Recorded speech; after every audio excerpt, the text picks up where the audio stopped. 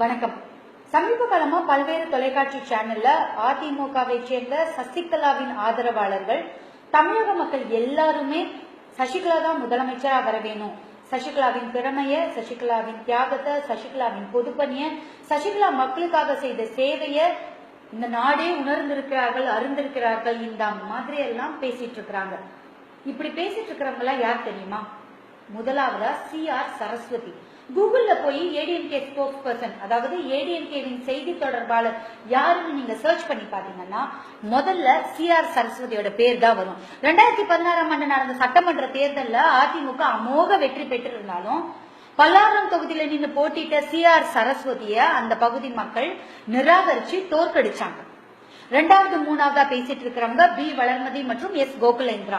2011ஆம் ஆண்டு நடந்த சட்டமன்ற தேர்தல்ல ரெண்டு பேருமே போட்டிட்டு வெற்றி பெற்று அமைச்சரா பதவியேற்றவங்க. ஆனா 2016ஆம் ஆண்டு நடந்த சட்டமன்ற தேர்தல்ல B வளர்மதி ஆயிரம் விளக்கு தொகுதியிலும் S கோகுலேந்திரா அண்ணா நகர் தொகுதியிலும் நின்று போட்டிட்டு அந்த பகுதி மக்களால நிராகரிக்கப்பட்டு தோற்கடிக்கப்பட்டவங்க. நான்காவது ஐந்தாவதா பேசிட்டு இருக்கிறவங்க பொன்னையன் மற்றும் வைகை செல்வன்.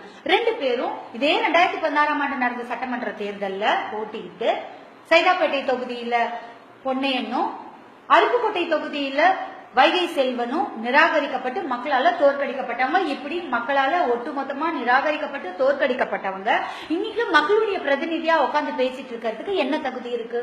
அதுவும் மக்களுடைய உணர்வுகளுக்கு எதிர்மறையான கருத்துக்களை இவங்க திரும்ப திரும்ப தெரிவிக்கும் போது மக்கள் எல்லாருமே இவங்கள வெறுக்க ஆரம்பிச்சுட்டாங்க. மக்கள் தீர்ப்பே மகேசன் தீர்ப்புன்னு அடிக்கடி நம்மளுடைய மறைந்த புரட்சி தலைவி அம்மா அவர்கள் சொல்லிக்கிட்டே இருப்பாங்க.